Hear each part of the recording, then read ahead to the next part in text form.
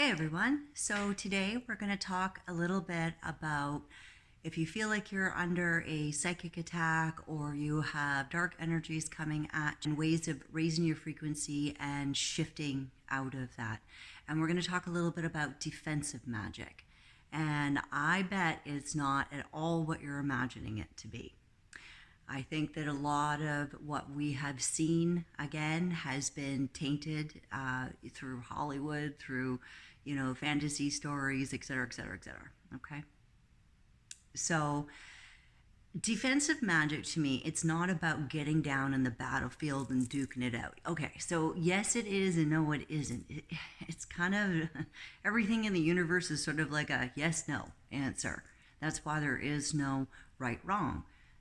It's not necessarily good versus evil either, right? It's yin yang. It's about balance.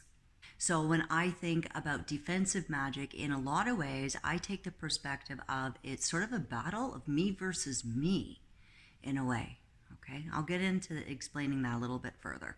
So what does it feel like when you're being hit by low energies or dark magic? How does that feel to you, mind, body, spirit? A lot of times we may have headaches. We may, out of nowhere, constant pounding pressure, especially in the third eye, crown area of the head. It can just feel like you're in a pressure cooker all the time. You may experience abnormal amounts of brain fog. You can't think straight. Your cognitive sort of reasoning starts to slip a little bit. You become more forgetful. Exhaustion, extreme, unexplained. These are things that are unexplainable. Extreme exhaustion, pain, unexplained illnesses as well can be a result of taking what I call dark hits or dark magical hits from people, entities, or beings that are coming at you from a low vibrational frequency. If it's prolonged enough and long enough and hard enough and from a condensed amount of sources, at some point you can even feel like you're cracking up a little bit because it's just you're being bombarded 24/7 with dark energies. And if you don't have a chance to clear your headspace and have sort of your sacred time, your clearing time, then it can really get overwhelming for anybody, right? And for light workers, it's moths to a flame scenario, right? So we're the flame in that dark room and the little moths to that flame, right? In a way, it is sort of a spiritual test. It's a way of us leveling up, right? Spiritually for ourselves. The other thing that we can also experience is, and I want to forget to say this, like you may have even visual hallucinations. You may see shadow figures, streaking through the room. It kind of reminds me of Harry Potter. What were they called? The Dementors. Those streaks, those dark streaks, those ones coming in. Those are that sort of dark energies that are manifesting themselves. So the first step and the most important step of all when you are doing defensive magic, we're going to say defensive with quotation marks because you'll understand what I mean by that. Because we're not slinging fireworks at each other, right? That would do is that would bring you into the lower vibrational state of whomever or whatever is throwing this dark energy or magic at you, okay? Because I am not going to get into a battle. Not happening. Because I look at this as more of a test. And it's me versus me. It's not even me versus whatever dark energies are out there. So the first step that's really important is to shift your energy and frequency out of a lower vibration. That way you are not being pulled into the shitstorm. Essentially, right? Shift your perspective. Shift your perspective and get out of your mind. I'm going back to where this isn't a good versus evil. If you see the dark energies, entities coming at you as your greatest teachers, look at it like it's your greatest teachers. These are the teachers that are coming here to help you find your path of self-love, inner strength and courage like there is nobody's business. And in a way, I turn the situation around, because whenever I have these dark teachers and these hard lessons, I'm not gonna sugarcoat it. It's not fun. It's not easy, and it fucking sucks, actually. Pardon my language, but it sucks. It's a really hard lesson. But I'm gonna give you sort of the cheat sheet, the answers to the test, to how to get yourself out of that cyclical loop of even being hit by these dark energies, of moving your way into a higher frequency, higher energies, that this stuff is just gonna bounce off you. Bing, bing. You're not gonna absorb it as much. You're not gonna internalize it, mind, body, spirit, as intensely as maybe you did before. So it is a defensive in a way, because you are defending yourself. Again, the mind, body, spirit complex. You are defending it, and you're taking care of yourself. So whenever these situations come in, we always have to remember to get into our heart, get out of our mind and in the heart. And that is not easy to do, especially when you're being filled with fear and dread and anxiety and all this like low frequencies coming at you. It's very hard to get into your heart. But the quickest way to get into your heart, because remember, the highest level of magic comes from love. You come from love or fear. All the other emotions are the branches, like a branch on the tree.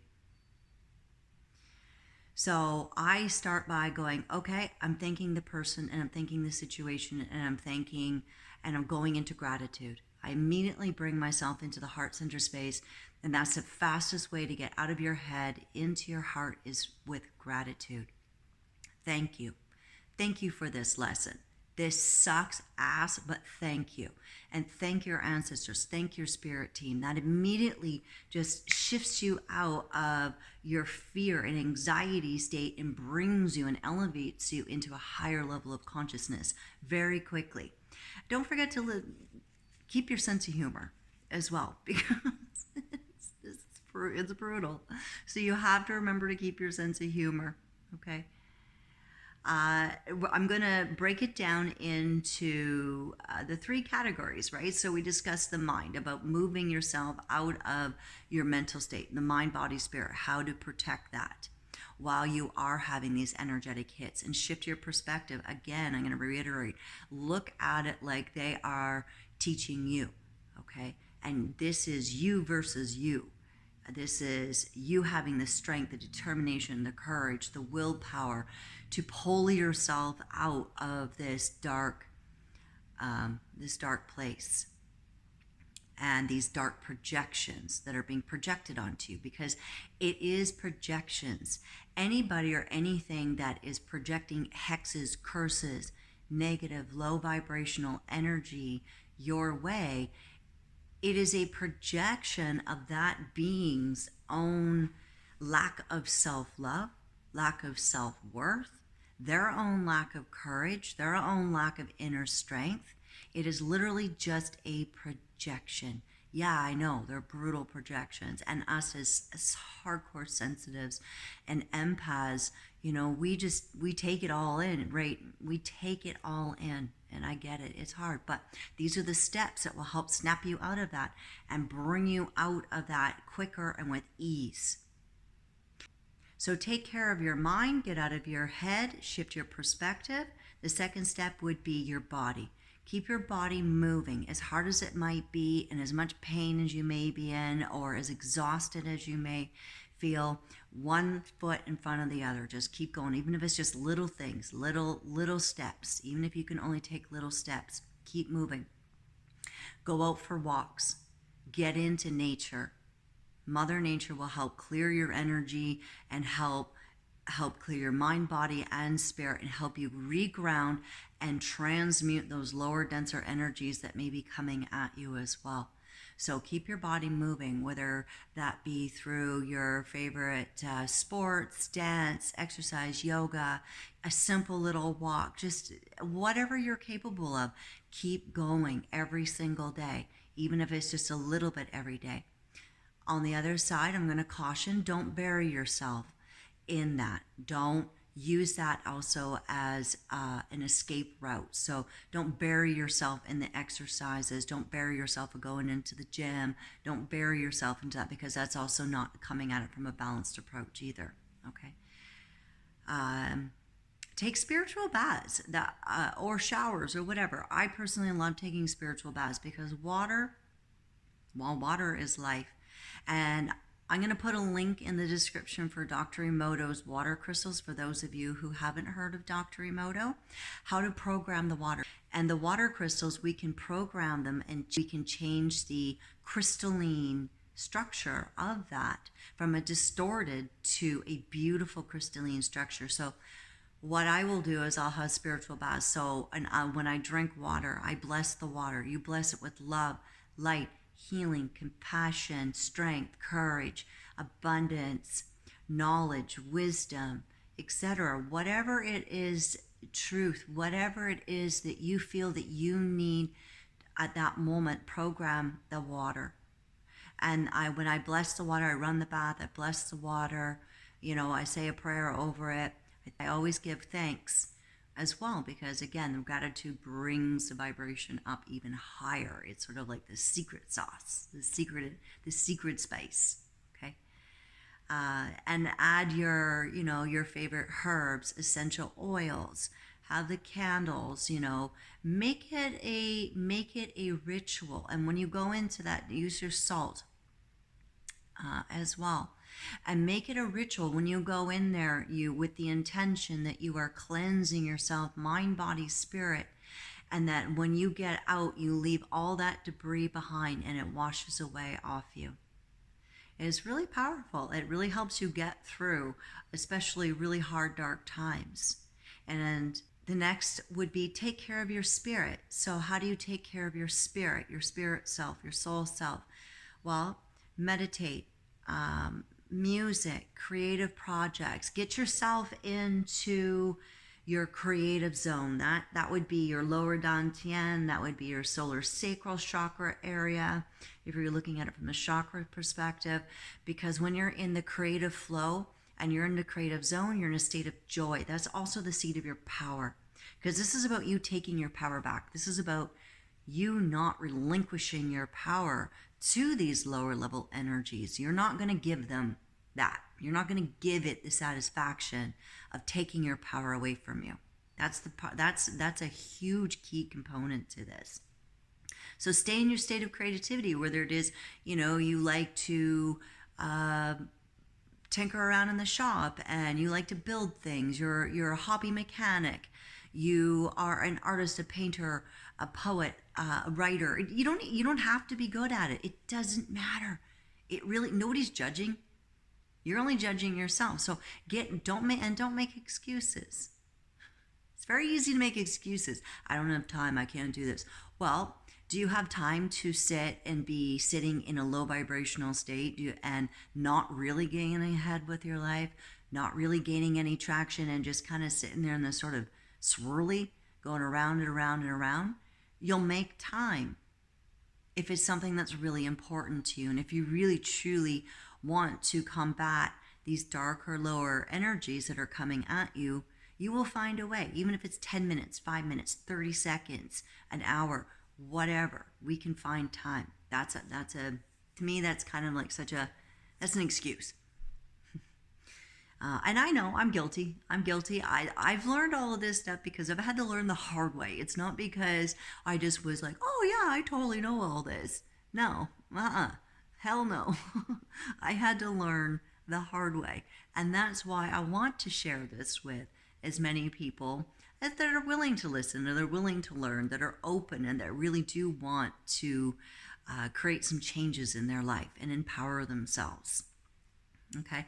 And meditations, a lot of people have this idea of sitting there and being like, I'm totally zen, and I'm cleaning, my mind is blank, and da da da. Seriously, like that, I can't even. I tried, and next thing you know, I'm like off in some other space land. I don't even know. But so what I discovered and there's some people that are really like, man, bless them. They have the ability to sit there and go really deep inside their meditations and stuff like that. But for the I almost want to say like ADD brain, or for the super active mind, the sitting meditations, it's good to be able to sit still. It's good to be able to learn to just breathe and relax and let the mind sort of wander, let it do its thing, until it tires itself out. I just kind of like, whenever my mind starts going, and especially if you're having dark energy attacks coming at you, it's going to attack your greatest strength, remember, because your greatest strength and your greatest weakness are literally the same. So if your mind is one of your sharpest things, then it's going to be your mind that will be attacked. So you'll start to have like overactive thoughts. You can't think right, and that's where the insomnia, that's where the stress, anxiety, because you're caught inside your head. It's a mental mind trap. So to be able to sit and be still and be able to take those deep breaths and just let it go, right? Let it run itself out for a little bit until it gets tired eventually. I just kind of start to ignore it, where I just look at it like, oh, nice thoughts. Okay, that's cool. And then distract myself with going for walking meditations, or I go out and ride my motorcycle, something like that. So it's an active meditation. So you're physically moving, but yet your mind is calming down. So you're channeling that energy through and out you, rather than sitting still. The sitting still, I feel like, I'm gonna explode if I sit still for too long. So I think that might help some people who are like, I'm trying to meditate and I'm trying to clear my mind. But don't even try. Like, honestly, it's sort of like dancing. When you think about dancing, if you think, I got to do this foot and I have to move my arm like this and I have to do this, you're going to be all stiff and disjointed and fumbly, and like it's not going to work. If you just feel the music, you feel it, and you just go for it, like, that's how meditation works. It's like dancing. You can't think about it. You just have to be in the moment. Just be in the moment. That will raise your frequency as well. The other thing is connecting to your ancestors, connecting to your spirit team. You don't have to see them. It doesn't matter. We need to let go of the attachment of having to always have to have tangible proof of everything. I can't see the oxygen in this room, but when I'm breathing, I know I'm breathing in oxygen, right? So we don't have to always have that 3D tangible proof of energy and stuff for it to be a real thing. Vibration, frequency, it's all a real thing. It is measurable. And science now is able to measure a lot of stuff that would have been considered cuckoo, quacky sort of ideologies. Now there's so many different ways that science is able to measure what metaphysics has been talking about for thousands of years. So by connecting to the spirit realm, your spirit team, your ancestors, creator, divine, God, universe, higher level consciousness, whatever you want to label it, it's not about a right path, wrong path, this religion, that religion. Spirituality transcends all of that. It's bigger than that.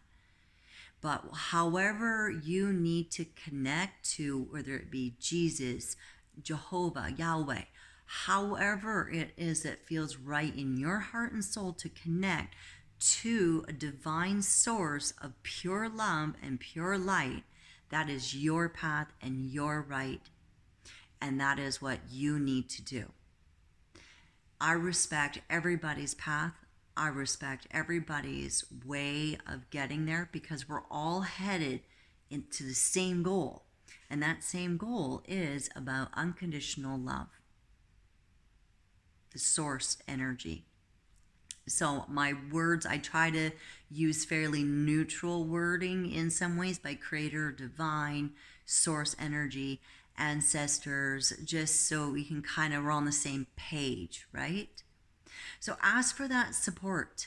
ask for what you need, even if you don't have the 3D support around you. That's something that I have learned, and it's so deeply ingrained in me. I have so much faith and so much trust in my spirit team and creator, because I have seen miraculous things happen to me and around me that have defied all explanation. I used to be a hardcore non-believer. Oddly enough, I was raised very religious. I rebelled against that.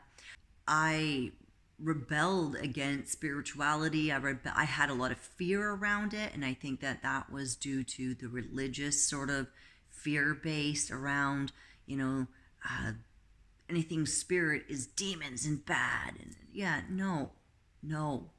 So I had to break through my own fear conditioning and my own resistance, and it was great. I am super super stubborn, and really, oh man, thank you spirit team for being so patient with me, because I had to learn the hard way, because I couldn't take it at face value.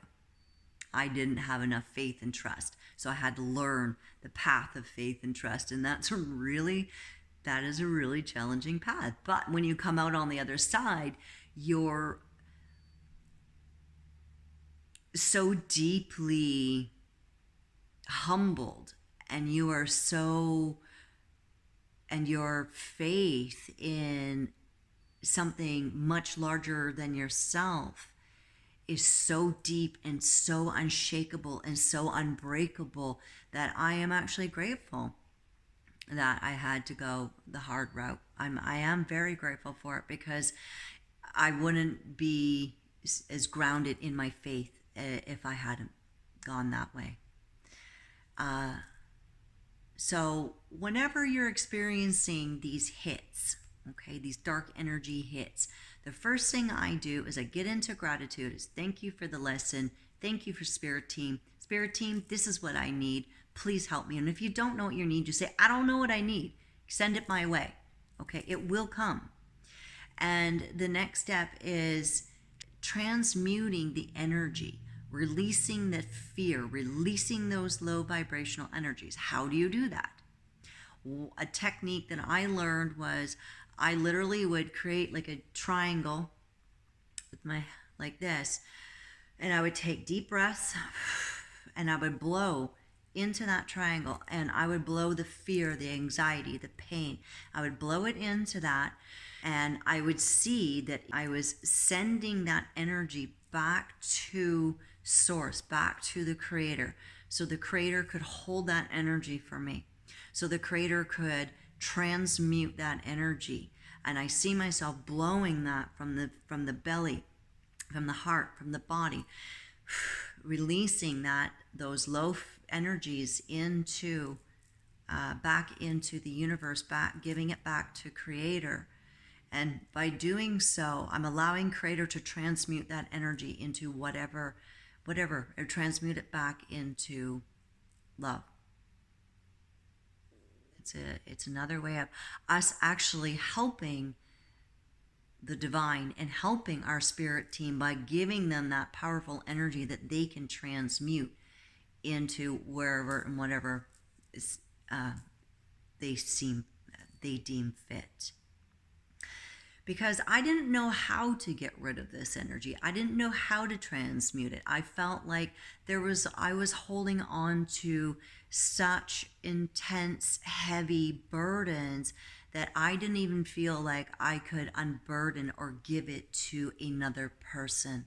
I didn't feel like it was right of me to even give it to a counselor, because I didn't want to puke all over these poor people. I didn't want to just throw it everywhere, and by throwing it everywhere, I mean like throw my energy, throw my anger, my sadness, my sorrow, my pain, my guilt, my shame, all of that stuff. I didn't want to just like throw it everywhere. I wanted to, so I held on to it. That's what created my own shackles, is what I realized when transmuting lower energies. I didn't know how to do it. So This is just one technique and there's many different ways, and you can experiment with that. You can experiment with different ways of giving those low density energies back to the divine. And as you form a relationship, a working relationship with your spirit team, you will feel how that heaviness will lift off you. You will feel cleansed. You will feel renewed. You will feel reborn again. Not born again, but reborn again, and on so many levels. So again, the defensive magic that I was talking about, we're not necessarily returning to sender. Now that one, I would use that with caution, by returning to sender whatever somebody's sending to you. Because by returning to sender, we're now just like getting down and dirty. And I don't want to do that. I am moving my way out of it, and I'm getting out of the way. So that stuff, it just bounces off. So it'll just bounce off. And we're not getting into a battle, into a war. All right? Because again, the war is you versus you. Strengthening your auric shield. That's your energetic bubble around you. Strengthen that. Bring in, ask that divine light straight from the creator, straight from the source, come through your crown, wash it through your entire body, wash it through your arms, let it run out your fingertips. See that pure white light coming in through you, filling all your cells. Let it wash through your heart, wash through your belly, your back, your hips, your legs. Let it run down out your feet. Let it feel like a water running through and cleansing you on a cellular and energetic level, and allow it to run out your fingertips. And then see yourself grounding, rooting, and that water running almost like roots into Mother Earth. Your white light wash coming through your entire soul beingness. Allow that to wash through you, and when you do that, you will feel lighter, airier, more cleansed, more clear of mind, body, spirit, and focus.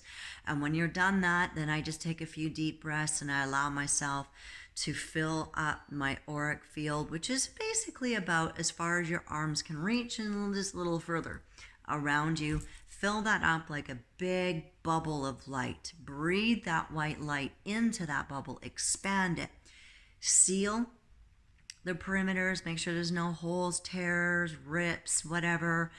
Fill that up, and when you feel like, okay, yep, this feels good, I feel strong, and then when you're done, I do a supernova. I just release whatever is left over of that white light energy. I release it back into the universe. Whatever I filled myself up, I've used whatever I need, and then I gift out to anybody or anything else that also may need that extra bit of light and that extra bit of source support as well. It's a beautiful way of giving and receiving. When you are being attacked, I'm going to say it is a test of patience. It's a test of your courage. It's a test of your strength. It's a test of your willpower. And if you sort of look at these dark attacks as a child having a temper tantrum, whenever I went in to do exorcisms or dealing with dark energy, I viewed it from the perspective of a parent and watching one of my kids having a full-blown temper tantrum. And I'm like, holy Lord, okay? Like, you are testing my patience. All right? But on the other hand, I'm seeing it that it is coming from a lack of understanding. It's coming from a lack of its own frustration. They're coming from a different level of consciousness. So as the adult, so as the higher level spiritual being, then you do need to have that love and that patience when you're being attacked by the lower level energy. So if you just sort of see it like that, you're able to also take your power back. When you take your power back, it renders any dark magic, any dark forces coming at you null and void. And when you do that, you also want to finish off with saying, this is my sacred temple. This is my sacred mind, body, spirit complex. And you are not welcome here. And you are not welcome to party inside my head. You are not allowed to come near me. We also have to have those boundaries up there and telling it is not allowed to come near us. We are not going to invite it into our lives. So by stating that, you are commanding that energy to leave you immediately. And now you are really stepping into your power. And sure, you might find, again, like I said, there will may be some residual debris. There may be some, there is a bit of a smackdown. But the more you do this and the stronger you get in your magical defense, and the more you practice taking care of yourself, mind, body, spirit, strong, healthy boundaries, self-love, gratitude, all of these are the keys to getting you to that next level of consciousness, that next level of magic that will enter into your life. And these are also the keys to your freedom. These are the keys to your peace of mind, body, spirit, and these are the keys to help you stay in your power. I hope that helped.